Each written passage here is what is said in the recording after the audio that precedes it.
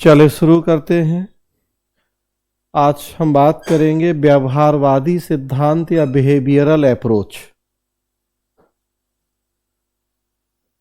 और इसमें हम चेस्टर बर्नार्ड के कंट्रीब्यूशन की बात करेंगे। जैसा पीछे हम चर्चा कर रहे थे कि व्यवहारवादी सिद्धांत से जुड़े हुए कई सारे विद्वान हैं, स्क्रीन पर दिख भी रहा है आपको। उन विद्वानों का नाम जो व्यवहारवादी सिद्धांत से जुड़े हुए हैं, मेन चेस्टर बर्नार्ड और हर्बर्ट साइमन है, जो व्यवहारवादी सिद्धांत के प्रतिपादक या समर्थक विद्वान कहलाते हैं। लेकिन उसके अलावा कई और विद्वान, Abraham Maslow, Frederick Herzberg, even Douglas McGregor और क्रिस अर्गेरिस जैसे विद्वान जो पार्टिसिपेटिव मैनेजमेंट या सहभागी प्रबंध से जुड़े हुए विद्वान हैं, ये भी व्यवहारवादी सिद्धांतों की कैटेगरी में आते हैं।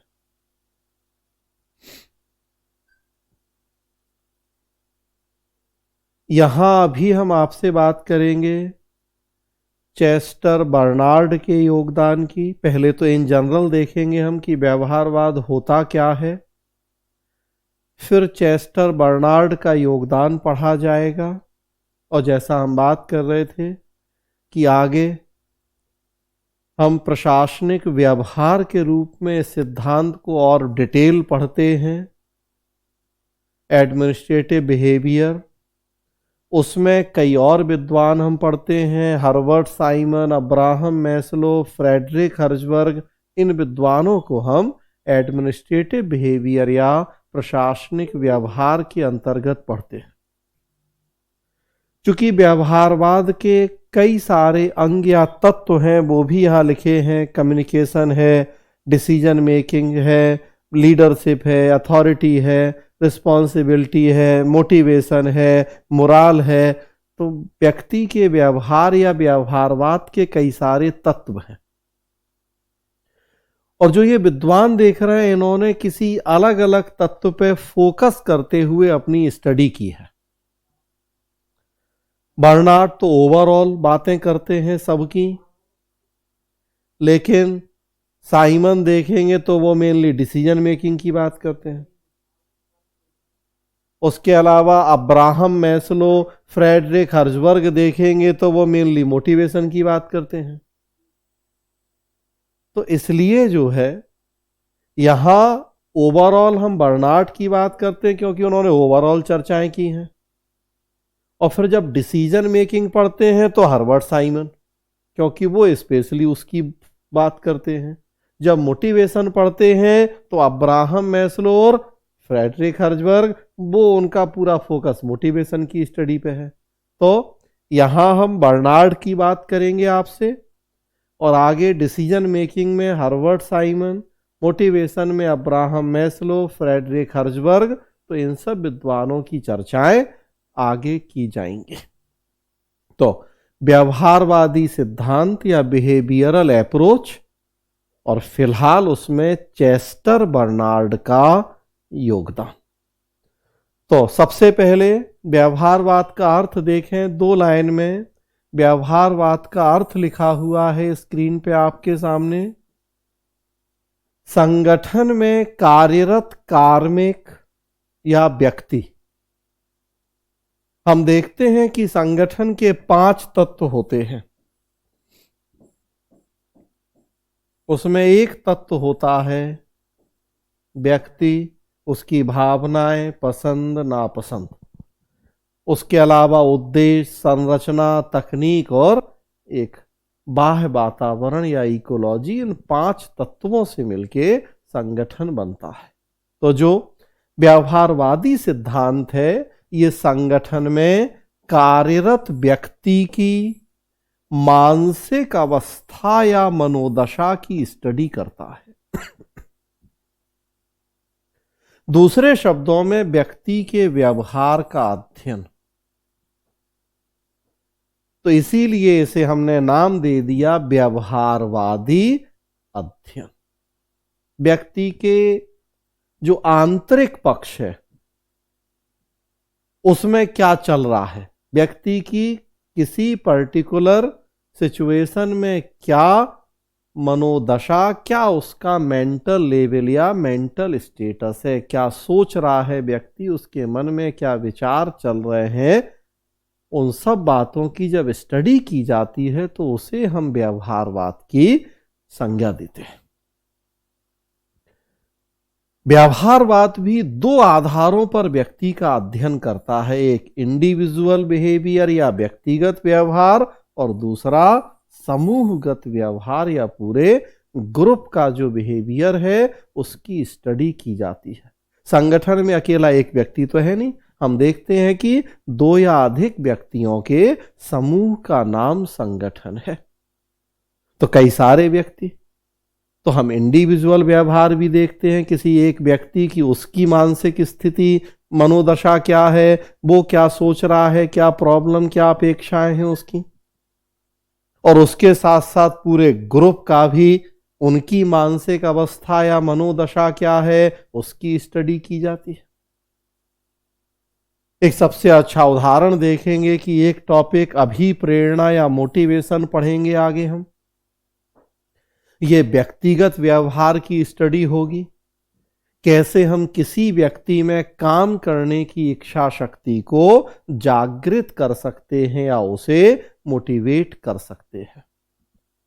क्या करें कि आप 10 की जगह 12 और 14 घंटे पढ़ाई करने लगें, क्या करें कि आप पूरे मन से पढ़ने लगें, सिविल सेवा की तैयारी बोझ नहीं समझें बल्कि अंदर से आपको ऐसी फीलिंग आए कि नहीं हमें पढ़ना है।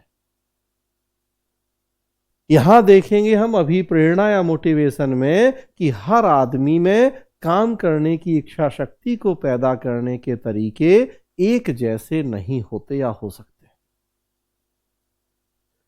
कारण कि सबकी मानसिक स्थिति या मनोदशा अलग अलग होती है।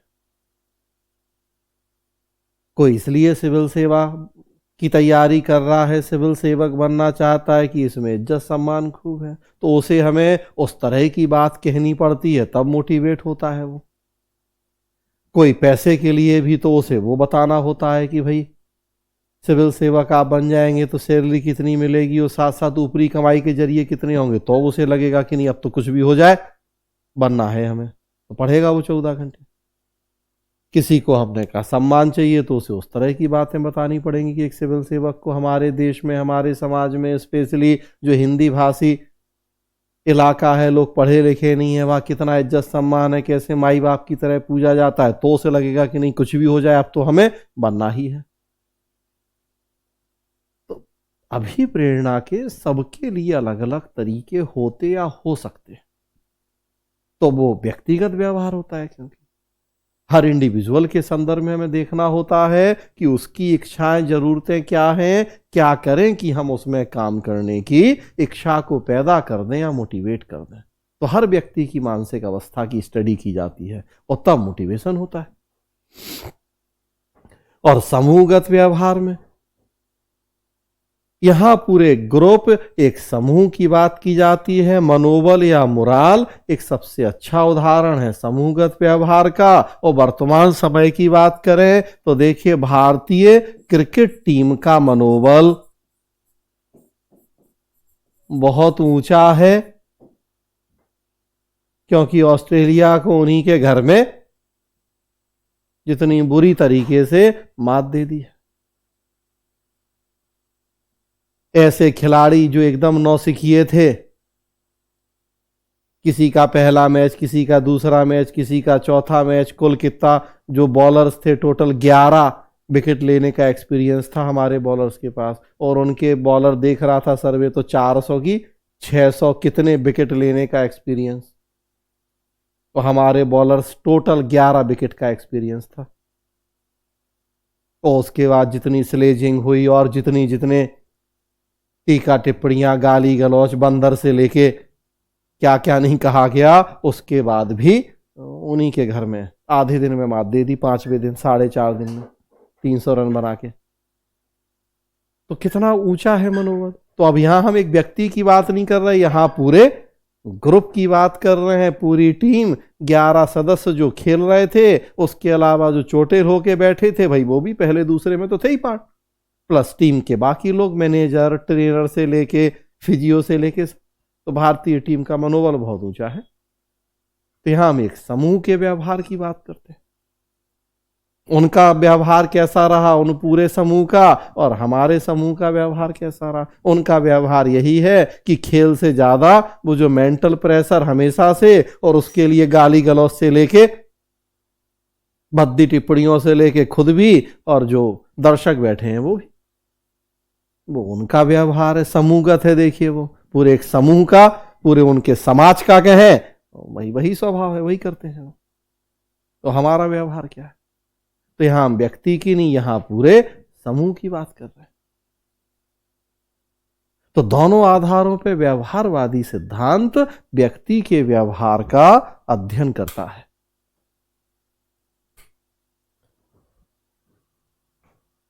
अभिप्रेरणा मनोबल, जैसा हमने बताया कि सबसे अच्छे तरीके हैं इसको समझने के लिए। उसके अलावा कई और बातें यहां नीचे लिखी देख रही हैं, ये सब भी व्यक्ति के व्यवहार का ही अंग हैं। इन सब की भी स्टडी की जाती है व्यवहारवादी सिद्धांत के द्वारा। संप्रेषण या कम्युनिकेशन, संचार, दो व्यक्ति कैसे आपस में बातचीत करते हैं, अपने विचारों भावनाओं का आदान प्रदान करते हैं, बातचीत करते समय उनका मेंटल स्टेटस क्या होता है, दिमाग में क्या चल रहा है, कैसे व्यक्ति किसी समस्या के समाधान के लिए कोई डिसीजन लेता है, किस प्रोसेस को फॉलो करता है, किस प्रोसेस को फॉलो करना चाहिए व्यक्ति को। एक अच्छा लीडर कौन व्यक्ति होता है, उसकी क्या क्वालिटीज हैं, वो क्वालिटीज हैं व्यक्ति में कि नहीं है, कि इस तरह की बातें। तो सब ये मानवीय व्यवहार के पहलू हैं जिनकी स्टडी की गई है व्यवहारवादी सिद्धांत में। यहां जो एक ध्यान रखने वाली बात है कि ह्यूमन रिलेशन थ्योरी या मानव संबंध सिद्धांत, ये ऑलरेडी जो हमने पढ़ा, इसमें भी हमने देखा कि ये संगठन में कार्यरत व्यक्ति का ही अध्ययन करता है, और व्यवहारवाद में भी हम बात कर रहे हैं कि ये भी संगठन में कार्यरत व्यक्ति का अध्ययन करता है। क्योंकि दोनों के अध्ययन का केंद्र बिंदु व्यक्ति है, इसलिए दोनों में स्वाभाविक सी बात है कई सारी समानताएं होनी है।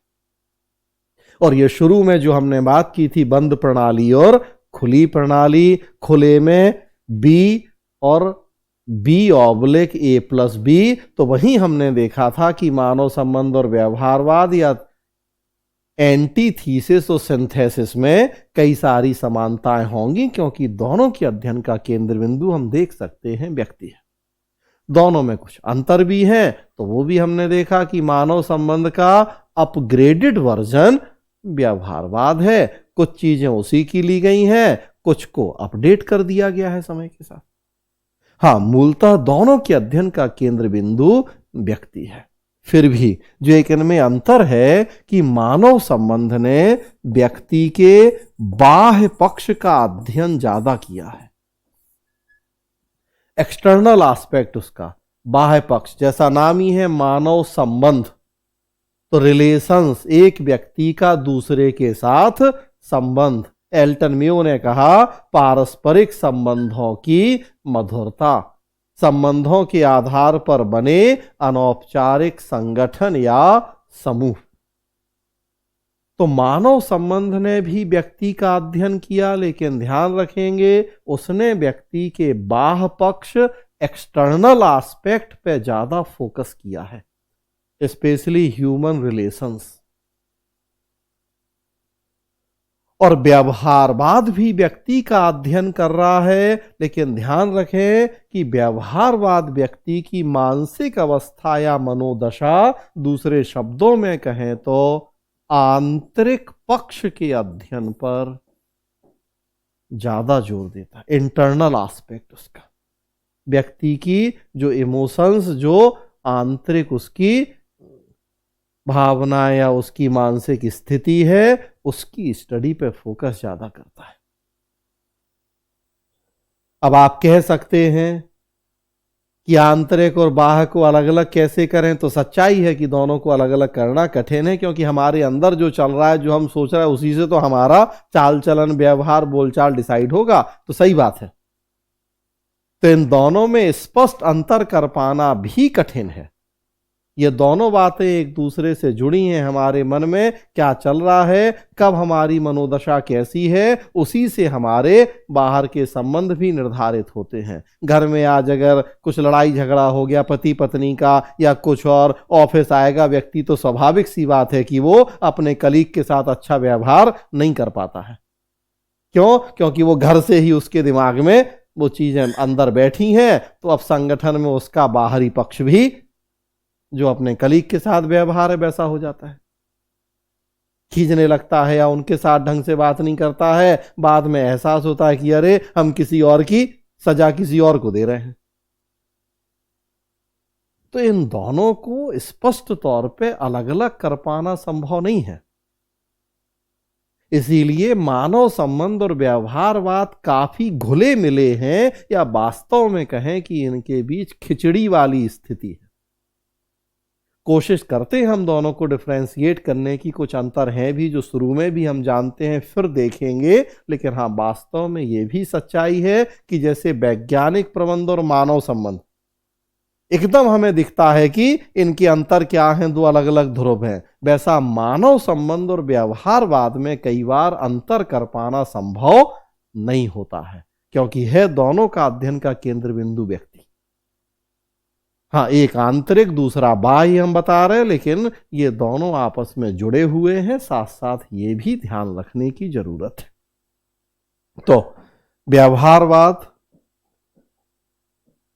की कुछ विशेषताएं यहां स्क्रीन पे आपके सामने हैं। कुछ 8-10 पॉइंट दिख रहे हैं आपको स्क्रीन पे कि व्यवहारवादी सिद्धांत की क्या विशेषताएं हैं।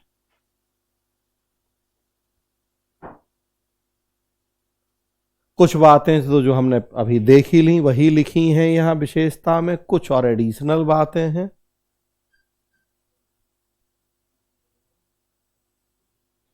सबसे पहला देख रहे हैं आप कि ये मानव संबंध का अपग्रेडेड वर्जन है, मानव संबंध सिद्धांत का ही सुधरा हुआ या परिष्कृत रूप है,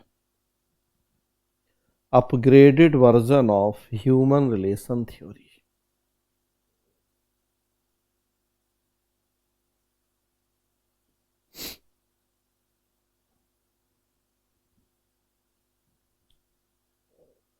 दूसरा देख रहे हैं हम कि ये संगठन में कार्यरत व्यक्ति के व्यवहार का अध्ययन करता है, मानसिक अवस्था या मनोदशा का अध्ययन।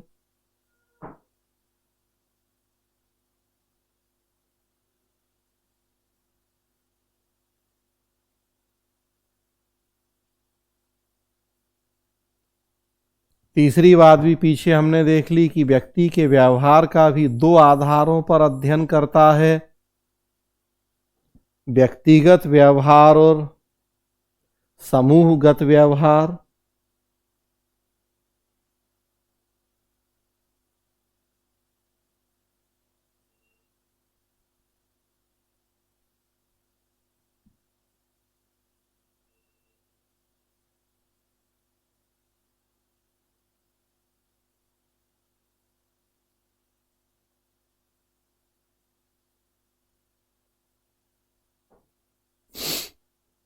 अगला जुड़ा हुआ है यहीं से, क्यों करता है व्यवहार का अध्ययन? तो इसका मानना है कि व्यवहार के अध्ययन के आधार पर कुछ जनरल कॉन्क्लूजन या सामान्य निष्कर्ष का विकास कर पाना पॉसिबल है। देखिए, हम जानते हैं कि पब्लिक एडमिनिस्ट्रेशन हो या और दूसरे जितने सोशल साइंस हो, सबके अध्ययन का केंद्र बिंदु व्यक्ति है, समाज है। और व्यक्ति और समाज है तो इसमें मूल्यों से पूरी तरह से दूरी बना पाना संभव नहीं होता है, या ऐसे सिद्धांत बनाने में समस्या होती है जिनको हम यूनिवर्सल होने का दावा कर सकें, क्योंकि हर व्यक्ति की वैल्यूज, पसंद नापसंद अलग अलग होती है। तो हमने देखा है किसी भी विषय के विज्ञान होने की 3 जरूरी शर्तें होती हैं कि उस विषय में मूल्य नहीं होने चाहिए, उस विषय में सर्वव्यापी नियम होने चाहिए, उस विषय में भविष्यवाणी की गुंजाइश या व्यवहार का अनुमान लगाने की गुंजाइश होनी चाहिए। और सोशल साइंस में दिक्कतें हैं कि ये तीनों चीजें सोशल साइंस में लाना थोड़ा कठिन हो जाता है, क्योंकि सोशल साइंस के अध्ययन का केंद्र बिंदु होता है व्यक्ति और समाज। व्यक्ति है तो व्यक्तिगत भावनाएं हैं, मूल्य हैं। उसी संदर्भ में यह विशेषता है कि व्यवहारवाद का ऐसा मानना है कि अगर हम व्यक्ति के व्यवहार का अध्ययन करें, तुलनात्मक अध्ययन करें, कंपैरेटिव स्टडी करें, तो पूरी तरह से नहीं, लेकिन फिर भी हमें कुछ कॉन्क्लूजन निकालने में मदद मिल सकती है जिनको हम यूनिवर्सल होने का दावा कर सकते हैं। हेनरी फ्योल, लूथर गुलिक ने दिए थे यूनिवर्सल प्रिंसिपल, सर्वव्यापी नियम, लेकिन वो नियम थे, पथ सोपान, आदेश की एकता, वहां भावनाएं नहीं थी, मूल्य नहीं थे, व्यक्ति का व्यवहार नहीं था। व्यवहारवाद ने यह कोशिश की है कि हम व्यक्ति के मूल्यों, व्यवहार का अध्ययन करते हुए कुछ ऐसे नियम बना दें, कुछ ऐसे निष्कर्ष निकाल दें जो शायद सर्वव्यापी हो। भाई वैसे तो अमेरिका और भारत, हम देखते हैं कल्चर अलग है, सोसाइटी अलग है, फीलिंग्स अलग हैं, तो एक ही बात जो वहां के लिए भी ठीक हो हमारे लिए भी ठीक कठिन है, लेकिन असंभव नहीं है। व्यवहारवाद ने इस बात को ध्यान में रखते हुए या इसे अपना केंद्रीय चिंतन मानते हुए स्टडी की है। व्यवहारवादी सिद्धांत की और एक महत्वपूर्ण विशेषता है कि अनुभवमूलक अध्ययन पर जोर देता है। अनुभवमूलक अध्ययन मतलब आदर्श बातें नहीं की गई हैं इसमें, जो एक आगे लिखी भी है विशेषता कि क्या होना चाहिए पर जोर नहीं है, बल्कि क्या है या कैसा है इस पर इसने बल दिया है। तो वास्तविकता के आधार पर संगठन का अध्ययन किया है। हर्बर्ट साइमन ने यह बताया है कि एक व्यक्ति निर्णय कैसे लेता है, उसके लिए उन्होंने रिसर्च की, स्टडी की है। जितने व्यवहारवादी हैं ज्यादातर आप देखेंगे ये साइकोलॉजिस्ट या मनोवैज्ञानिक हैं, और मनोवैज्ञानिक हैं तो इन्होंने व्यक्ति के मन को पढ़ने का प्रयास किया, जो कि हम बात ही कर रहे हैं कि व्यवहारवाद का सार वही है। और व्यक्ति के मन को पढ़ के इन्होंने कुछ ऐसे सिद्धांत दिए, ऐसे निष्कर्ष निकाले कि जो वास्तविकता के करीब हैं, जहां हाइपोथेटिकल स्थितियां नहीं है कि ऐसा होना चाहिए। सर्वव्यापी नियमों को लागू किया जाना चाहिए अगर हमें संगठन को कार्यकुशल बनाना है तो। नौकरशाही को आदर्श होना चाहिए, कैसे आदर्श होगी? तो इन्होंने इस बात पे फोकस किया है कि क्या है, क्या होता है, क्या होना चाहिए नहीं, क्या है, व्यक्ति क्या सोचता है, व्यक्ति कैसे किसी समस्या में निर्णय लेता है। 1945 में हर्बर्ट साइमन ने निर्णयन की एडमिनिस्ट्रेटिव मैन थ्योरी या प्रशासनिक प्राणी प्रतिमान दिया।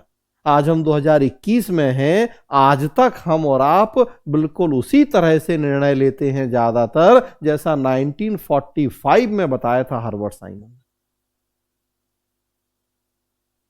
मतलब 75 साल बाद भी निर्णयन की प्रक्रिया आपके हमारे जीवन में लगभग वही है जो साइमन ने 1945 में बताई थी। सोच के देखें 75 साल में दुनिया कितनी बदल गई। तो इन लोगों ने वास्तविकता का अध्ययन किया है, क्या है, क्या हो रहा है या कैसा है, इसकी स्टडी। आदर्श बातें नहीं की हैं कि हम ये सुझाव दे रहे कि ऐसा कर लीजिए, ऐसा होना चाहिए तो संगठन कार्यकुशल हो जाएगा। फावड़े का वजन 21 पाउंड होना चाहिए, तो चाहिए नहीं, जो है उसकी स्टडी, उसमें क्या कमियां हैं उसकी स्टडी, और उसको सुधारने का फिर या उसको बेहतर बनाने का फिर सुझाव। तो अनुभव मूलक अध्ययन है। वास्तविकता से जुड़े हुए अध्ययन हैं। इन्होंने इंटर डिसिप्लिनरी अप्रोच या अंतर विषयक दृष्टिकोण पे बल दिया है। जब व्यक्ति के व्यवहार का अध्ययन किया गया तो इन्होंने कहा कि केवल हम लोक प्रशासन तक सीमित रहें, ऐसा नहीं। लोक प्रशासन का समाज से संबंध क्या है, राजनीति से संबंध क्या है, अर्थव्यवस्था से संबंध क्या है, इसको ध्यान में रखा जाना जरूरी है। अगर इसी बात को हम दूसरे शब्दों में कहें तो व्यवहारवाद मतलब सिंथेसिस, सिंथेसिस मतलब खुली प्रणाली, ओपन सिस्टम, और खुली प्रणाली मतलब संगठन और उसके परिवेश के जो पारस्परिक प्रभाव हैं, म्यूचुअल रिलेशनशिप है, उसकी स्टडी। और हमने देखा है प्रशासन का परिवेश मतलब क्या, सामाजिक, आर्थिक, धार्मिक, राजनीतिक, सांस्कृतिक। तो वही बात तो हो गई यहां कि भाई लोक प्रशासन का समाजशास्त्र से संबंध, जो सामाजिक परिवेश है उसकी स्टडी सोशियोलॉजी कर रहा है, जो राजनीतिक परिवेश है उसकी स्टडी पॉलिटिकल साइंस कर रहा है, आर्थिक स्थिति की स्टडी इकोनॉमिक्स कर रहा है। तो फिर हम पब्लिक एडमिनिस्ट्रेशन का उन सारे के साथ क्या रिलेशन है उसको देखें, उसकी स्टडी करें। मतलब खुली प्रणाली दूसरे शब्दों में, तो ज्यादा बेहतर ढंग से हम प्रशासन की कार्यकुशलता को सुनिश्चित कर पाएंगे। तथ्य और मूल्य के योग, ये योग नहीं योग है। तथ्य एवं मूल्य के योग पर बल, तो वो खुली प्रणाली A+B। वैज्ञानिक प्रबंध ने या जो थीसिस ग्रुप के सिद्धांत थे उन्होंने बात की तथ्यों की, नियम कानूनों की। जो एंटी थीसिस एल्टन में है उन्होंने बात की भावनाओं की, मूल्यों की। और ये सिंथेसिस A+B है, इसने कहा कि हमें तथ्य और मूल्य दोनों को साथ लेके चलना पड़ेगा, ना केवल भावनाओं से काम, ना केवल नियम कानूनों से काम, बल्कि दोनों की जरूरत है। निर्णय प्रक्रिया पे सबसे ज्यादा फोकस है इसका। व्यवहारवादी स्पेशली हर्बर्ट साइमन निर्णयन प्रक्रिया को प्रशासन का हृदय मानते हैं। हार्ट, ब्लड या हार्ट की संज्ञा दी गई है। इनका कहना है कि पूरे संगठन या प्रशासन में सबसे जो महत्वपूर्ण काम है व्यक्ति का, वो है डिसीजन मेकिंग। किसी समस्या से निपटने के लिए व्यक्ति कैसे डिसीजन लेता है, वो प्रोसेस अगर हमने समझ ली सही तरीके से, उसे हमने इफेक्टिव बना दिया, तो हम पूरे संगठन और प्रशासन की कार्यकुशलता को सुनिश्चित कर सकते हैं।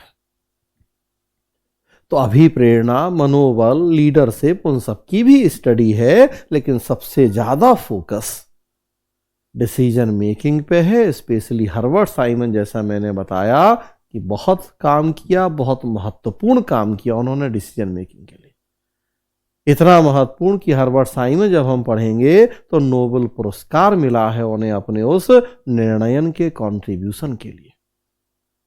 तो वो ऐसे विद्वान हम पढ़ेंगे जो नोबेल पुरस्कार विजेता विद्वान होंगे। और लास्ट एक विशेषता, बड़ी महत्वपूर्ण विशेषता, कि व्यवहारवादी सिद्धांत में जो अध्ययन की इकाई है वो मैक्रो नहीं है बल्कि माइक्रो है। क्या मतलब है इस बात का? देखिए, संगठन के 5 तत्व, 5 में से एक है व्यक्ति। व्यक्ति में भी हमने कहा एक उसका इंटरनल एस्पेक्ट और एक उसका एक्सटर्नल। एक्सटर्नल ह्यूमन रिलेशन जिसकी बात की मियो ने, और इंटरनल जिसमें मनोदशा या मानसिक स्थिति, उसकी बात कर रहा है व्यवहारवाद। अब इंटरनल में भी motivation, morale, leadership, communication, decision making वगैरह, कितनी सारी चीजें। 5 तत्व, 5 में से एक व्यक्ति। व्यक्ति के भी एक इंटरनल एक एक्सटर्नल 2 एस्पेक्ट। इंटरनल एस्पेक्ट के कई तत्व, motivation, decision making, communication, leadership वगैरह। अब किसी ने बात की केवल मोटिवेशन की,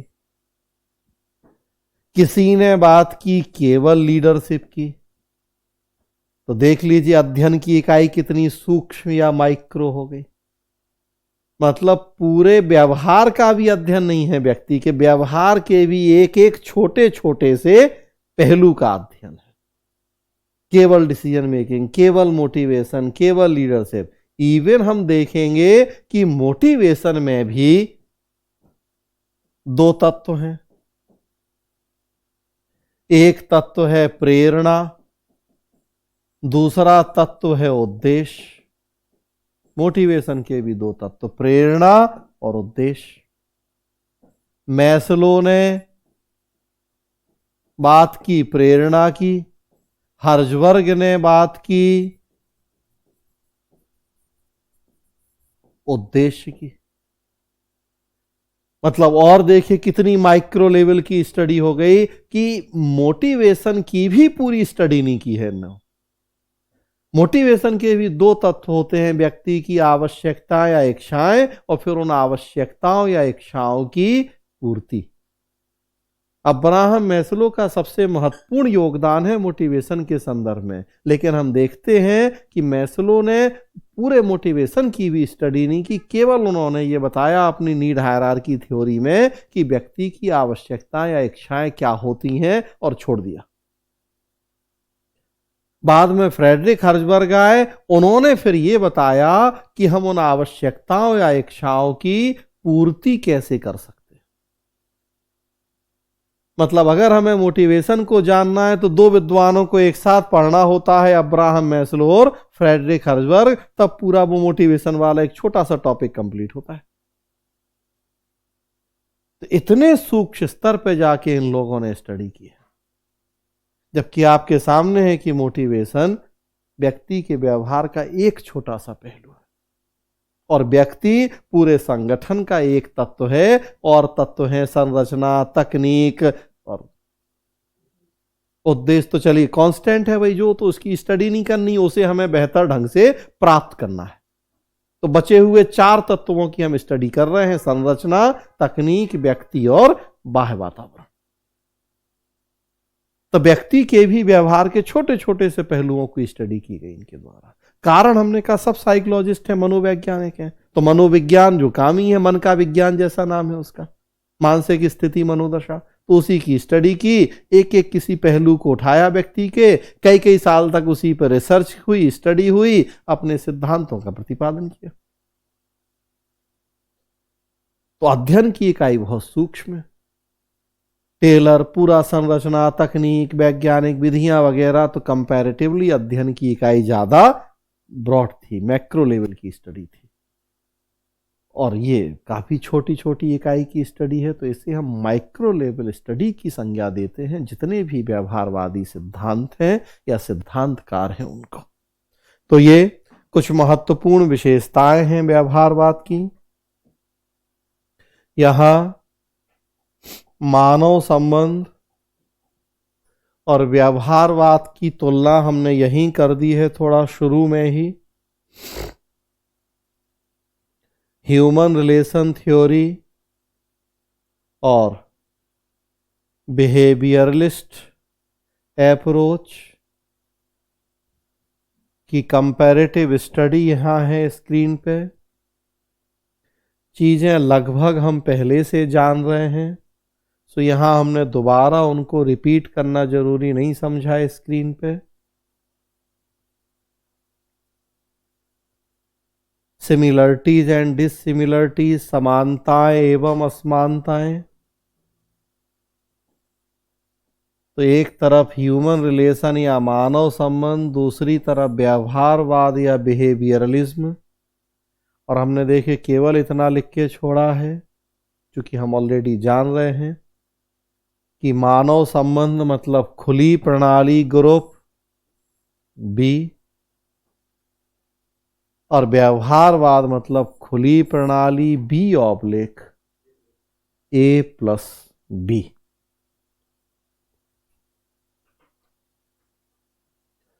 और इस टॉपिक को हमने काफी विस्तार से पढ़ा है पहले, सो रिपीट करने की जरूरत नहीं है। बस थोड़ा सा यहाँ आप अब लिंक कर पाए चीजों को, तो इसलिए इतना मैंने यहाँ किया है। ये हमने ऑर्गेनाइजेशन वाला टॉपिक पढ़ा, उसमें फॉर्मल इनफॉर्मल ऑर्गेनाइजेशन पढ़े, उनके डिफरेंसेस पढ़े। उसी में हमने क्लोज एंड ओपन सिस्टम पढ़ा, बंद और खुली प्रणाली। खुली प्रणाली के भी हमने 2 टाइप पढ़े, एक जो बंद या क्लोज का बिल्कुल अपोजिट था, और दूसरा जो बंद और खुले का मिश्रण था, एकीकरण था। तो एल्टन मेयो बिल्कुल अपोजिट वाले ग्रुप के हैं। बंद ने कहा औपचारिक, यांत्रिक, तथ्य, आर्थिक, प्राणी, एक्स विचारधारा। तो मेयो ने कहा अनौपचारिक, खुली प्रणाली, मानवीय, वाई विचारधारा। और खुले में ही और एक धारा, ये B/A+B। इसने भी इकोलॉजिकल अप्रोच अपनाई, इसने भी प्रशासन और परिस्थिति के पारस्परिक प्रभावों का अध्ययन किया, लेकिन इसने आर्थिक और सामाजिक को आपस में मिला दिया। इसने औपचारिक और अनौपचारिक को मिला दिया आपस में, इसने तथ्य और मूल्य को मिला दिया आपस में। तो समानताएं भी हमें ऑलरेडी पता है और असमानताएं भी पता है।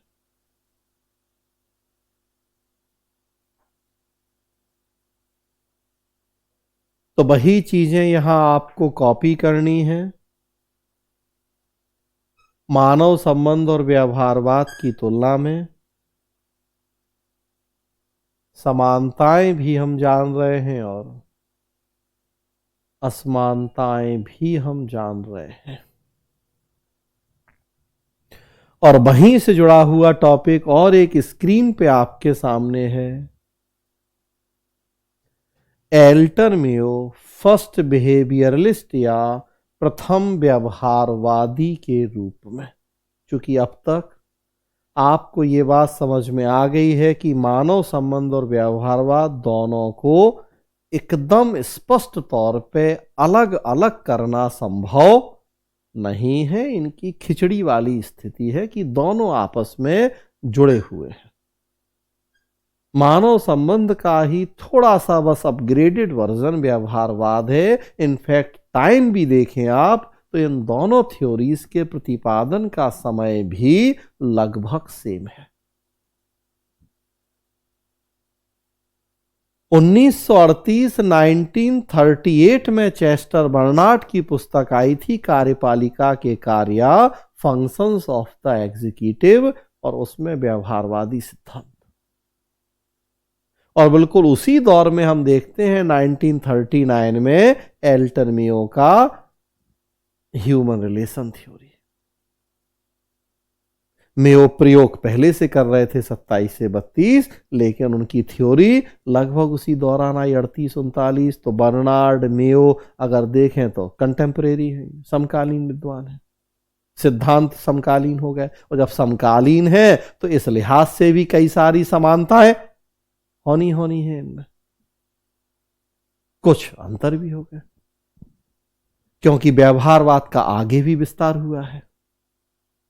मेयो तो वहीं 39 में ह्यूमन रिलेशन थ्योरी दी, बात खत्म हो गई, लेकिन व्यवहारवाद वहीं नहीं रुका। चेस्टर बर्नार्ड की 48 में भी एक किताब आई, मैनेजमेंट एंड ऑर्गेनाइजेशन, वो प्लस हर्बर्ट साइमन बाद में जुड़े 45 में। तो व्यवहारवाद में कई और विद्वान जुड़ते गए, तो उसका फिर समय के साथ साथ और अपग्रेडेशन भी होता रहा। तो इसीलिए ह्यूमन रिलेशन थ्योरी और व्यवहारवाद में कुछ अंतर भी विद्यमान है, लेकिन कई सारी समानताएं भी। और यही कारण है, ध्यान रखेंगे, जो यहां भी लिखा है कि एल्टन मेयो को प्रथम व्यवहारवादी कहा गया है, क्योंकि अल्टीमेटली दोनों के अध्ययन का केंद्र बिंदु व्यक्ति। और क्यों व्यवहारवादी, से कुछ यहां पॉइंट भी देख रहे हैं आप, उसकी व्याख्या। और व्यवहारवाद को नव मानव संबंधवाद कहा गया है। तो मेयो है प्रथम व्यवहारवादी, मतलब शुरुआत एक तरह से व्यवहारवाद की उन्होंने ही कर दी, और यह व्यवहारवाद है नव मानव संबंधवाद, मतलब जो बार बार हम कह रहे हैं कि मानव संबंध का थोड़ा सा अपग्रेडेड वर्जन, तो नव मानव संबंधवाद। तो इस बात को भी ध्यान रखना है कि वो है मानव संबंध एल्टन मेयो, और ये है बेसिकली नव मानव संबंध बर्नार्ड साइमन। तो इस आधार पे भी आपको समझना है कि अंतर बहुत ज्यादा नहीं होंगे, इनमें कुछ होंगे लेकिन बहुत ज्यादा नहीं, क्योंकि मानव संबंध का ही बार बार अपग्रेडेड वर्जन नव मानव संबंध। तो व्यवहारवाद का ही दूसरा नाम है नव मानव संबंध, या मेयो प्रथम व्यवहारवादी कहलाए हैं। कैसे प्रथम व्यवहारवादी? तो देखिए ये सारी चीजें हम मेयो में पढ़ के आए हैं जो यहां लिखी हैं, और जस्ट आज अभी हम आपको बता रहे हैं कि ये सारी चीजें व्यक्ति की मानसिक अवस्था से जुड़ी हुई हैं। अभी हमने कहा नेतृत्व व्यक्ति के व्यवहार का एक पहलू है, लेकिन मेयो में ही हम देख चुके हैं कि उन्होंने बात की है डेमोक्रेटिक लीडरशिप की। अधीन कर्मचारियों के बीच में गए, बैठे, बातचीत करी, उनसे परामर्श लिया, उनके सुझाव लिए, उनके इंटरव्यू लिए, और वो सारी बातें। मेयो ने बात की स्वीकृति विचारधारा की, कि हमें आदेश केवल थोप नहीं देना है बल्कि उनसे पूछना है, उनके परामर्श सुझाव लेने हैं। मेयो ने बात की भागीदारी की अधीनस्थों की निर्णयों में। मेयो ने मोटिवेशन की बात की, मेयो ने कम्युनिकेशन की बात की, और जस्ट अभी आपके सामने कि ये सारे पॉइंट हम बता रहे हैं व्यवहारवाद में कि ये व्यक्ति के व्यवहार के पहलू है। मोटिवेशन हो, मोराल हो, लीडरशिप हो, कम्युनिकेशन हो, और मेयो तो ऑलरेडी इन सब की बात कर ही चुके हैं। तो फिर मेयो भी तो व्यवहारवादी हैं। शुरुआत मेयो ने कर दी थी, बस वही कि मेयो का फोकस रिलेशंस पे ज्यादा था, ह्यूमन रिलेशन, मानव संबंधों पे, तो इसलिए वो मानव संबंधवादी, इन पे फोकस थोड़ा कम। और बर्नार्ड साइमन ने इन्हीं पे पूरा फोकस करते हुए अपने सिद्धांतों का प्रतिपादन कर दिया। तो मेयो को प्रथम व्यवहारवादी कहा गया है, और व्यवहारवाद को नव मानव संबंधवाद की भी संज्ञा दी गई है। तो यहां तक क्लियर है? कोई डाउट? सबको क्लियर है? आप लोगों को क्लियर है सब? किसी को कोई डाउट है तो पूछ सकते हैं। बढ़े आगे? चलिए अब आइए चेस्टर बर्नार्ड का योगदान। जैसा हमने बताया शुरू में कि अभी चर्चा होगी चेस्टर बर्नार्ड की, लेकिन व्यवहारवाद से जुड़े और भी विद्वान हैं जिनकी चर्चाएं हम आगे करेंगे। तो चेस्टर बर्नार्ड का योगदान। चेस्टर बर्नार्ड भी हमेशा की तरह अमेरिकन स्कॉलर हैं, विद्वान हैं, American business executive. Chester Barnard का समय है 1886 से 1961।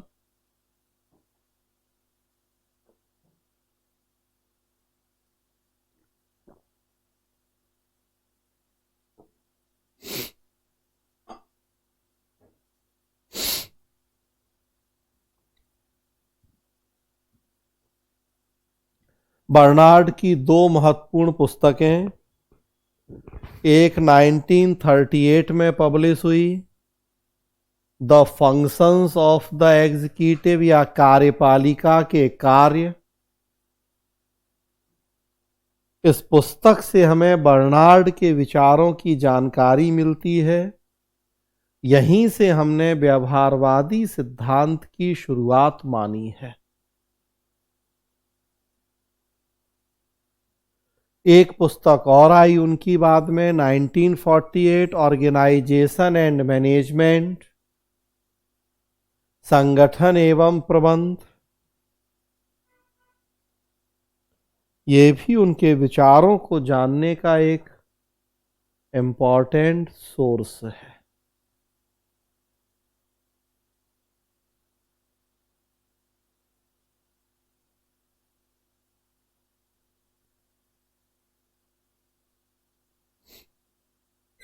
अब देखिए यहां, जैसा जस्ट अभी हमने आपसे बात की कि मेयो का एक तरह से डबल रोल है, वो मानव संबंधवादी भी हैं और वो प्रथम व्यवहारवादी भी कहे जाते हैं। अब उसी तरह से यहां देखिए, ये चूंकि आधुनिक विचारकों की श्रेणी में आते हैं, अब ये सब विद्वान जो सेकेंड वर्ल्ड वॉर के आसपास या इसके बाद के विद्वान हैं, इन्हें हम मॉडर्न स्कॉलर मानते हैं, आधुनिक विद्वान। और आधुनिक का मतलब है कि इन्होंने समय और परिस्थिति के साथ अपने आप को अप टू डेट करने की कोशिश की है।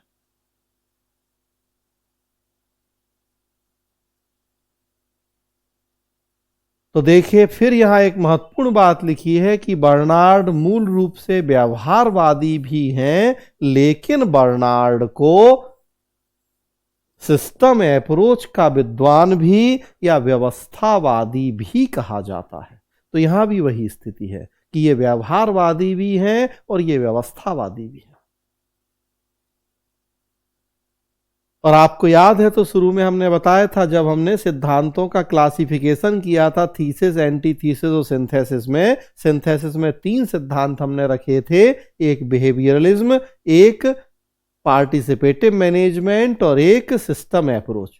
और हमने उस समय बताया था कि जितने व्यवहारवादी हैं वो सब व्यवस्थावादी भी हैं। सिस्टम अप्रोच में अलग से कोई विद्वान हम नहीं पढ़ते, बल्कि सारे व्यवहारवादी ही व्यवस्थावादी भी। तो अब यहां सामने है कि बर्नार्ड दोनों व्यवहारवादी विद्वान भी हैं, व्यवस्थावादी भी हैं। व्यवहारवादी क्यों हैं? तो वही इन्होंने मानसिक अवस्था या मनोदशा का अध्ययन किया है, वही मनोवैज्ञानिक पक्ष की स्टडी। और व्यवस्थावादी है क्योंकि इन्होंने संगठन को एक सोशल सिस्टम, सामाजिक व्यवस्था के रूप में व्याख्या की है। तो व्यवहारवादी और फिर समय के परिवर्तन के साथ साथ अब थोड़ा सा इनमें अपग्रेडेशन हो गया तो व्यवस्थावादी, मानव संबंध का अपग्रेडेशन हुआ तो व्यवहारवाद, और व्यवहारवाद का फिर अपग्रेडेशन हुआ तो व्यवस्थावाद। तो सब एक के बाद दूसरे से जुड़े हुए सिद्धांत। तो बर्नार्ड को दोनों रूपों में देखते हैं हम, व्यवहारवादी भी हैं, व्यवस्थावादी विद्वान भी हैं। बर्नार्ड के बारे में और एक इंटरेस्टिंग बात जो आपको जाननी चाहिए कि अगर बर्नार्ड की हम डिग्रियां देखें, क्वालिफिकेशन देखें, तो बर्नार्ड ग्रेजुएट भी नहीं थे, मतलब एक तरह से 12th पास। लेकिन दुनिया की 7 अलग अलग यूनिवर्सिटीज ने बर्नार्ड को डॉक्टरेट की मानद उपाधि दी थी। तो अक्सर हम पढ़ते सुनते हैं हमारे राष्ट्रपति को फला यूनिवर्सिटी ने डॉक्टरेट की उपाधि दी, भाई फला किसी पर्टिकुलर फील्ड में उनका इतना महत्वपूर्ण काम रहा, या प्रधानमंत्री या जिसको भी, तो उन्हें उपाधि दी डॉक्टरेट की। उन्हें अलग से वो हम लोग जैसे कोई रिसर्च करने की, कोई अपनी थीसिस जमा करने की जरूरत नहीं है, उनका काम ही पर्याप्त है, वो रिसर्च और थीसिस के रूप में मानद डॉक्टरेट। हाँ, तो 7 अलग अलग यूनिवर्सिटीज ने बर्नार्ड को डॉक्टरेट की उपाधि दी थी, और वैसे वो ग्रेजुएट भी नहीं थे। मतलब समझ सकते हैं कि उनको व्यावहारिक अनुभव कितना था या कंट्रीब्यूशन कितना बड़ा था ऑर्गेनाइजेशन और एडमिनिस्ट्रेशन के फील्ड में या मैनेजमेंट के फील्ड में, कि डॉक्टरेट की उपाधियां मिली। 4-5 पॉइंट के अंतर्गत हम चेस्टर बर्नार्ड का योगदान देखेंगे। पहला पॉइंट है यहां स्क्रीन पे आपके सामने, संगठन एक सहकारी व्यवस्था के रूप में। संगठन एक सहकारी व्यवस्था के रूप में, organisation as a cooperative system.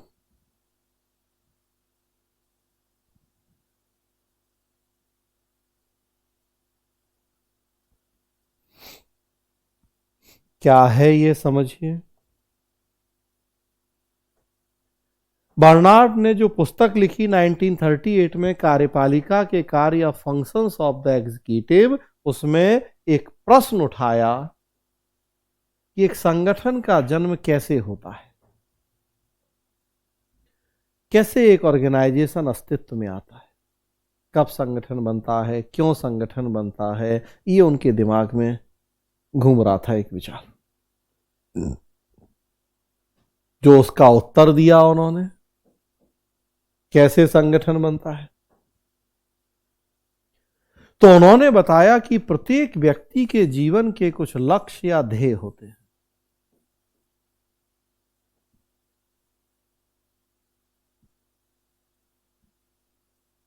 और स्वाभाविक सी बात है कि उनको प्राप्त करने की इच्छा भी होती है।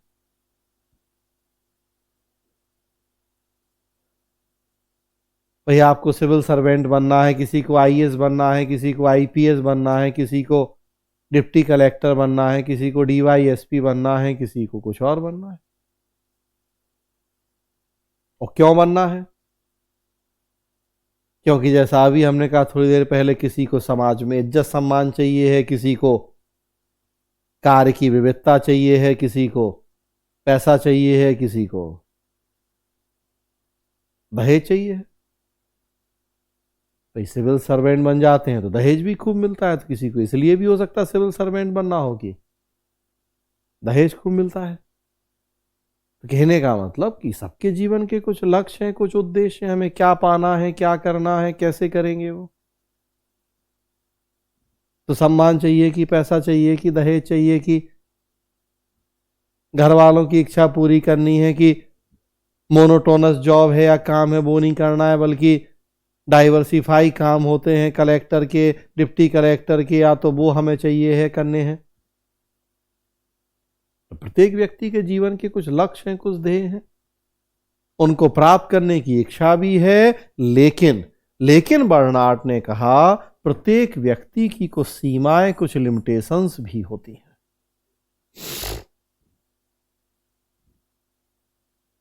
तो व्यक्ति अकेला नहीं कर पाता उन लक्ष्यों को प्राप्त।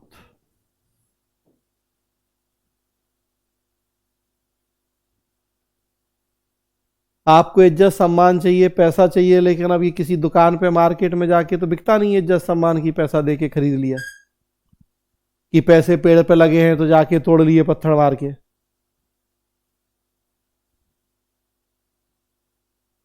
इज्जत सम्मान चाहिए तो उसके लिए मेहनत करनी पड़ेगी, काम करना पड़ेगा, आईएएस पीसीएस बनना पड़ेगा, या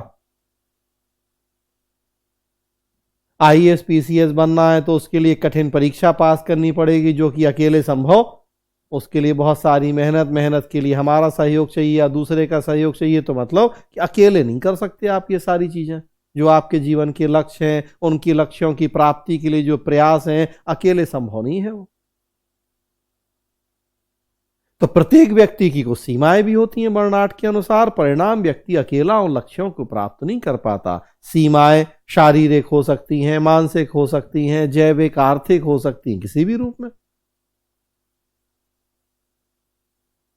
उतनी मेंटली आप मैच्योर नहीं है, परिपक्व नहीं है कि ये थिंकर हैं, अपने आप कैसे पढ़ें, किताब ले आएंगे मार्केट से, समझ में कैसे आएंगे इनके विचार, कंपैरिजन कैसे करेंगे इनका, आज के समय में प्रासंगिकता कैसे देखेंगे। तो मेंटली उतने मैच्योर नहीं है। आपको एक गाइड की, एक गाइडेंस की जरूरत है, कि हम बता रहे हैं अब आपको कि भाई क्या है इनके एक्चुअल विचार, क्या है इनमें डिफरेंसेस हैं, क्या सिमिलरिटीज हैं, क्या डिससिमिलरिटीज हैं। तो प्रत्येक व्यक्ति की कुछ सीमाएं हैं, अकेला नहीं कर पाता उन लक्ष्यों को प्राप्त। तो फिर बर्नार्ड ने कहा कि ऐसी स्थिति में व्यक्ति एक संगठन का सदस्य बन जाता है।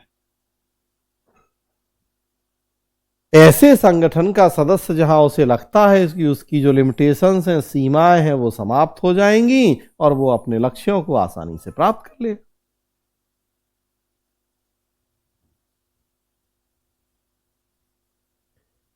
भाई आप आईएएस बनते हैं, पीसीएस बनते हैं, तो अब देखिए अब वहां वो लिमिटेशन नहीं रही। अब सम्मान, पैसा जो भी आपको चाहिए था वो मिल जाएगा, आपका लक्ष्य हो जाएगा पूरा। अकेले जो काम आप नहीं कर पा रहे थे वो अब यहां वो अब एक ऑर्गेनाइजेशन के पार्ट बन गए, अब वो काम कर सकते हो आप। बहुत सारे लोग हमें लोगों के कल्याण के लिए काम करना है, अब अकेले कैसे करें, तो इसलिए हमें सिविल सर्वेंट बनना है। सिविल सर्वेंट बन जाएंगे तो हमारे जीवन का जो लक्ष्य है लोगों का कल्याण, हम वो कर पाएंगे, हमारे पास पावर भी होगी, हमारे पास पैसा भी होगा। तो आप संगठन के सदस्य बनना चाहते हैं, बन जाएंगे संगठन के सदस्य, तो हमने कहा आपकी जो लिमिटेशन, जो सीमाएं हैं दूर हो जाएंगी। जो काम अकेले नहीं कर सकते थे वो अब कर पाएंगे, क्योंकि हमने कहा वहां पावर भी है, पैसा भी है। तो अब आपको सरकार की, कानून की तरफ से अथॉरिटी है कि आप जो गड़बड़ कर रहा है उसे रोको, डराओ या पकड़ के जेल बंद कर दो थाने में, कि जेल में अगर आप पुलिस डीएसपी बन गए कि एसपी बन गए, या उसी तरह से आप और जिस सेवा में जा रहे तो आपकी वो सीमा दूर हो गई, आप लक्ष्यों को प्राप्त कर सकते हैं। तो फिर संगठन बनता है इस तरीके से, व्यक्ति संगठन के सदस्य बनते हैं इस तरीके से। बर्नार्ड ने कहा कि संगठन के 3 तत्व होते हैं, या दूसरे शब्दों में कहा जाए तो 3 तत्व मिल जाएं, 3 शर्तें पूरी हो जाएं तो किसी संगठन का जन्म होता है। क्या? तो समान उद्देश्य, योगदान देने की इच्छा और निरंतर संपर्क। उद्देश्य समान होने चाहिए या लक्ष्य समान होने चाहिए। तो भाई लक्ष्य, अब सिविल सर्विस में जाना है तो मोटा मोटी तो सबका एक ही है भाई। प्रायोरिटी हो सकती है कि किसी के लिए हमने कहा सम्मान या किसी के लिए वेतन, अदरवाइज है तो सब उसमें सम्मान भी है, वेतन भी है। अब कहने को कोई कहे कि हम सम्मान के लिए जा रहे, कोई कहे कि हम वेतन के लिए जा रहे। लेकिन अब जो ये कह रहा कि सम्मान के लिए जा रहा है, जैसे हम उससे कहें तो ठीक है फिर आपको सैलरी कुछ नहीं देंगे, तो वैसे ही जमा लड़खड़ाने लगेगी कि नहीं कैसे चलेगी रोजी रोटी। मतलब जा तो सबके लिए रहे, अब बोलने में कोई कहता है सम्मान, कोई कहता है वेतन, कोई कुछ और, अदरवाइज भाई उद्देश्य तो सबका वही है, योगदान देने की इच्छा है उस उद्देश्य के लिए, उसके लिए तभी तो प्रयास कर रहे हो, संगठन के सदस्य बनना चाहते हैं। और आपस में निरंतर संपर्क में है। आपको पता है कि कैसे सिविल सेवक बना जा सकता है, कौन सी परीक्षा होगी, कब परीक्षा होगी, कब उसका एडवर्टीजमेंट आएगा, कब प्रीलिम्स होगा, कब मेंस होगा, कब इंटरव्यू होगा। तो भाई है कंटिन्यूअस, देखिए आप एक दूसरे के साथ संपर्क में, वो यूपीएससी हो, वो स्टेट पीएससी हो, तो कम्युनिकेशन हो रहा है बराबर। तो देखिए 3 तत्व मिल रहे हैं, 3 शर्तें पूरी हो रही हैं, उद्देश्य समान, उन उद्देश्यों की प्राप्ति के लिए योगदान देने की इच्छा और आपस में बातचीत या कम्युनिकेशन। जब ये 3 तत्व मिल जाएं तो एक संगठन बनता है। और जो संगठन बनता है, बर्नार्ड ने माना कि उस संगठन का जो नेचर होता है वो कोऑपरेटिव या सहकारी होता है।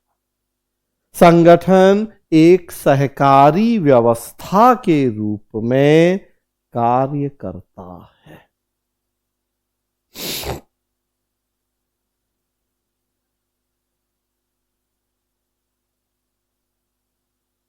सहकारी व्यवस्था मतलब एक दूसरे की मदद और सहयोग, मिलजुल के काम करना, मिलजुल के लक्ष्यों को प्राप्त करना, सहकारिता। हम आपका सहयोग करें, आप हमारा करें, मिलजुल के दोनों आगे बढ़ें, तरक्की करें, विकास करें।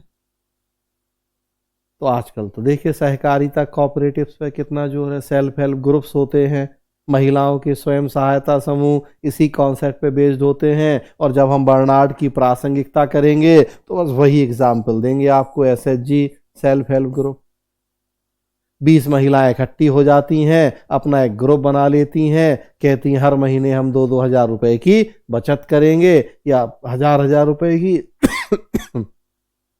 हर महीने 20,000 40,000 जमा करती हैं, बैंक में अकाउंट खोलती हैं और चलता है। कोऑपरेटिव्स,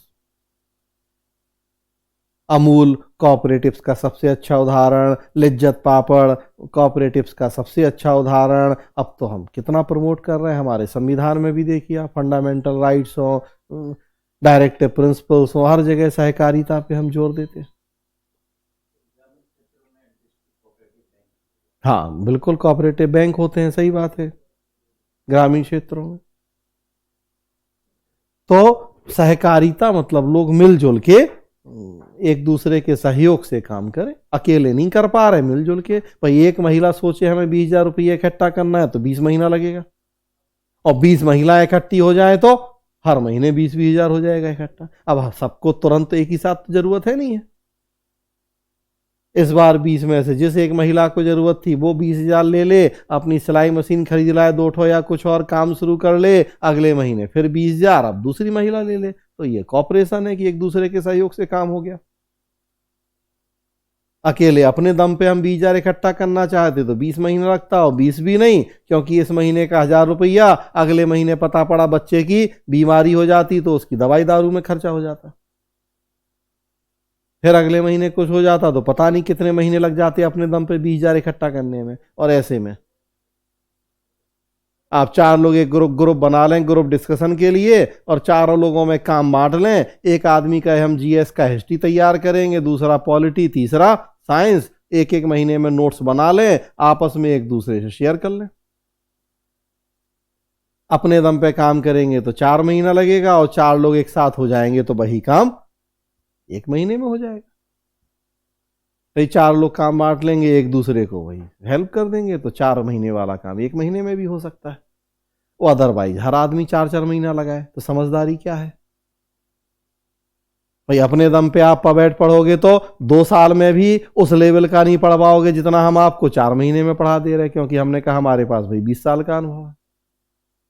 करने को ऐसा नहीं है कि असंभव है कि आप अपने दम पे करो तो नहीं करना चाहो, लेकिन हो सकता है कि उसमें साल लग जाए, 2 साल लग जाए।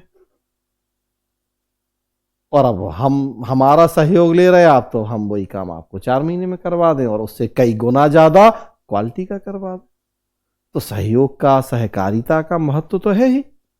हम बात कर रहे थे कि सब कुछ अपने अनुभवों से सीखें, अपनी गलतियों से सीखें, वो समझदारी नहीं है। कुछ दूसरे के अनुभवों से, दूसरे की गलतियों से भी सीख लेना चाहिए।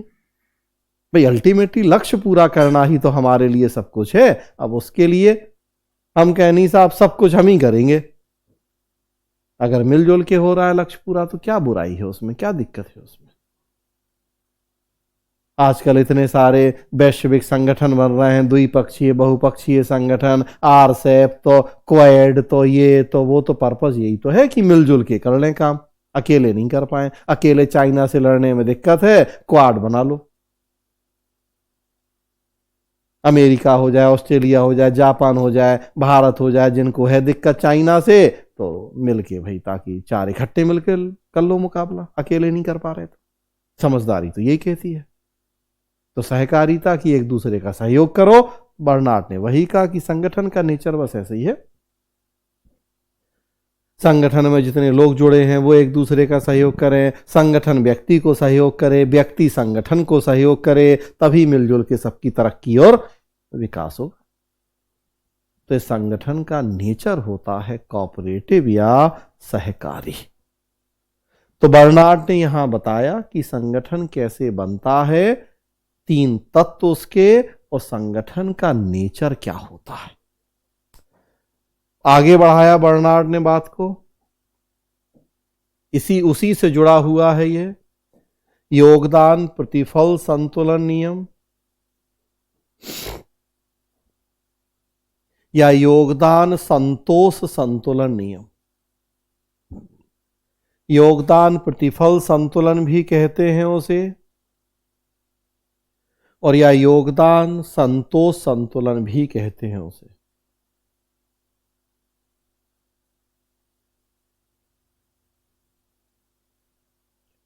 कंट्रीब्यूशन, सेटिस्फैक्शन, बैलेंस या इक्विलिब्रियम, जो भी शब्द यूज करें,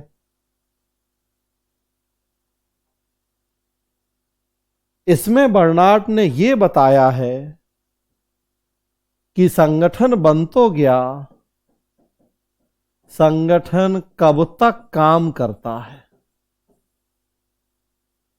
या कोई व्यक्ति कब तक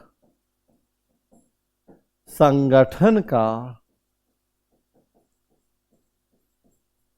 सदस्य बना रहता है। संगठन बन गया, कब तक संगठन बना रहेगा, या कब तक कोई व्यक्ति किसी संगठन का सदस्य बना रहेगा।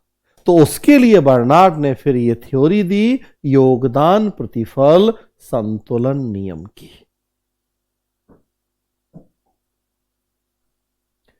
क्या है ये? सो देखिए, यहां देखें, स्क्रीन पे देखें, साथ ही साथ समझें। बर्नार्ड ने कहा कि व्यक्ति या कर्मचारी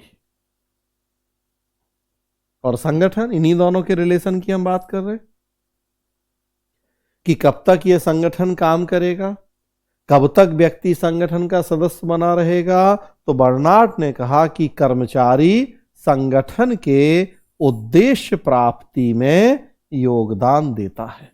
देखिए, ये दिखाया जा रहा है एरो के द्वारा कि कर्मचारी संगठन के उद्देश्य प्राप्ति में योगदान देता है।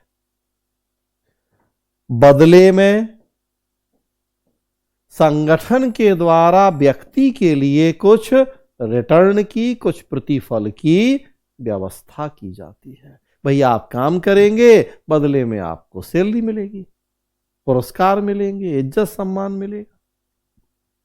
तो आपने योगदान दिया, बदले में संगठन आपको रिटर्न या रिवार्ड देता है, प्रतिफल देता है, जब तक इस प्रतिफल और इस योगदान के बीच में संतुलन रहता है, बैलेंस, तब तक ये सिस्टम चलता रहता है। संगठन में व्यक्ति ने योगदान दिया, बदले में संगठन ने व्यक्ति को प्रतिफल दिया। जब तक योगदान और प्रतिफल के बीच में संतुलन होता है, तब तक ये सिस्टम चलता है। मतलब तब तक व्यक्ति संगठन का सदस्य बना रहता है। अगर योगदान कम रहेगा, प्रतिफल ज्यादा, तो संगठन नाराज हो जाएगा, निकाल देगा नौकरी से बाहर। संगठन देखता है कि जितना हम आपको सैलरी दे रहे हैं, सुविधाएं दे रहे हैं, उतना आपसे हमें महीने भर में काम नहीं मिल रहा है होके, तो कहता है हिसाब करो और घर बैठो। और व्यक्ति जितना योगदान दे रहा है, उतना उसे संगठन से रिटर्न नहीं मिलता, सुख सुविधाएं, वेतन नहीं मिलते, तो व्यक्ति एक की जगह दूसरी नौकरी खोजता है, दूसरा संगठन ढूंढता है, व्यक्ति असंतुष्ट हो जाता है। तो बर्नार्ड ने कहा संतुलन होना जरूरी है संगठन और व्यक्ति के बीच में, योगदान और प्रतिफल के बीच में। यहां सबसे बड़ी बात आप देख सकते हैं, टेलर मेयो को हमने कंपेयर किया था। अब अगर बर्नार्ड को भी हम कंपेयर करें, तीन को एक साथ लें, टेलर मेयो बर्नार्ड, तो देखिए टेलर में हमने क्या पढ़ा कि टेलर ने संगठन पे जोर दिया, व्यक्ति संगठन के लिए है, योगदान दो, प्रतिफल की चिंता नहीं करो। ये थे देखिए टेलर, मानसिक क्रांति, सारा ध्यान लगा दो उत्पादन बढ़ाने में, उत्पादन बढ़ेगा तो फायदा तो हो ही जाएगा, मतलब संतुष्टि। तो टेलर का पूरा फोकस इस पे था, बस इतना, ये हाफ कि व्यक्ति संगठन के लिए योगदान देते रहो। मेयो ये थे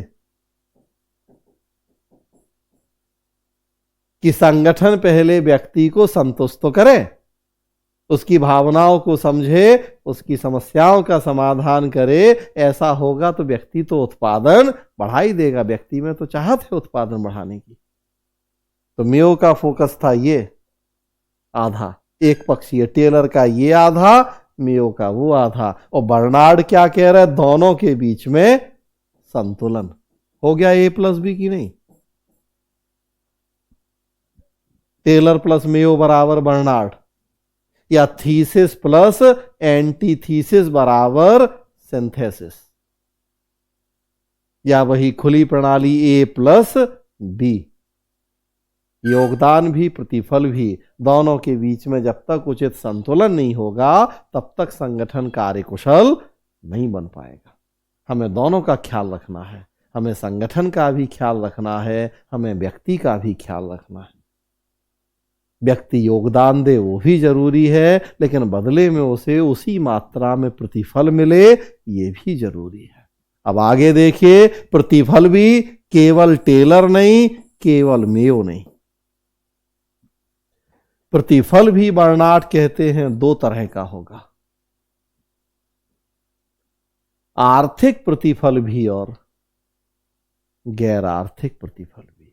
टेलर ने केवल आर्थिक की बात की थी,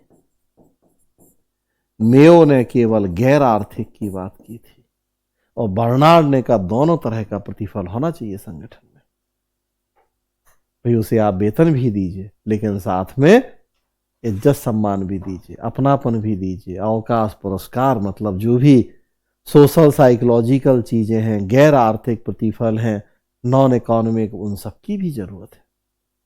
फिर देख सकते हैं आप टेलर प्लस मेयो बराबर बर्नार्ड, या थीसिस प्लस एंटीथीसिस बराबर सिंथेसिस। बर्नार्ड कहते हैं संगठन व्यक्ति को प्रतिफल देगा, प्रतिफल दोनों तरह का होना चाहिए, आर्थिक भी मतलब पैसा भी, गैर आर्थिक भी मतलब भावनाएं भी। उन दोनों प्रतिफल के सम्मिलित परिणाम स्वरूप व्यक्ति को संतुष्टि की प्राप्ति होती है।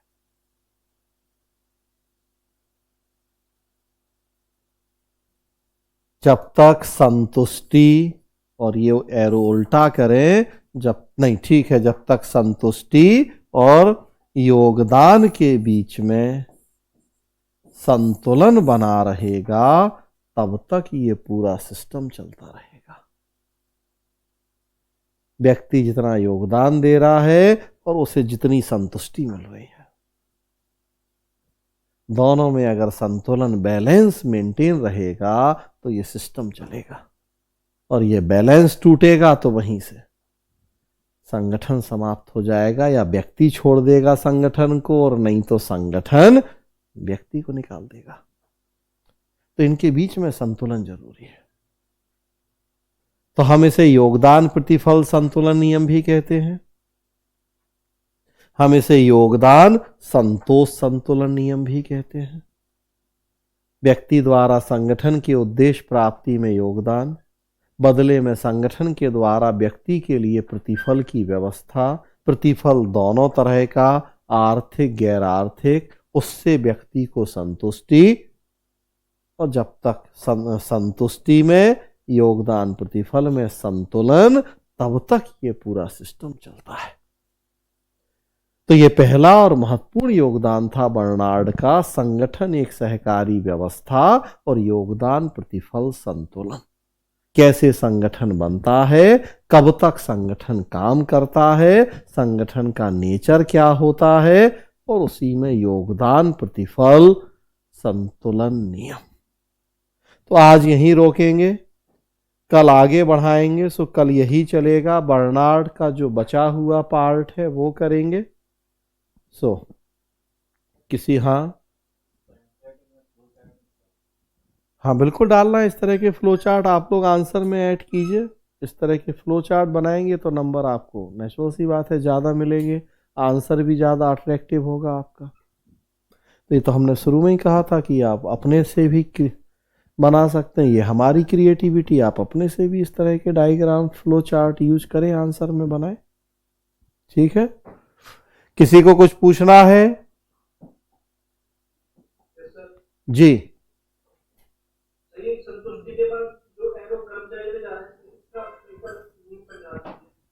इसका मतलब बस ये दिखाया जा रहा है कि कर्मचारी को संतुष्टि मिल रही है, प्रतिफल मिलेगा तो प्रतिफल से ही कर्मचारी को संतुष्टि होगी, ये दिखाया जा रहा है बस उसमें।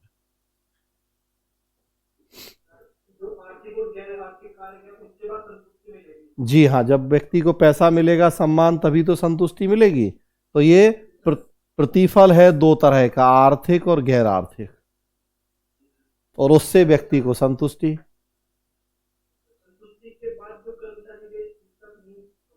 है जो संतुष्टि के बाद एरो है ना कर्मचारी वाला, हाँ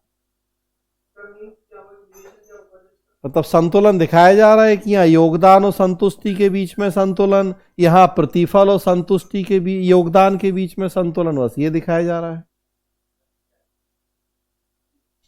ये एरो तो है कि कर्मचारी योगदान दे रहा है संगठन में। हाँ, तो ये तो हमने बताया कि कर्मचारी को संतुष्टि दिखाया जा रहा है वहां। हाँ, गैर आर्थिक का मतलब जो पूरा एल्टन मेयो पढ़ा मानव संबंध वो समझेंगे, जो जो बातें मेयो ने बताई थी, भावनाएं, अनौपचारिक संबंध, सामाजिक प्राणी, भागीदारी, लोकतंत्र, वो सब है गैर आर्थिक। और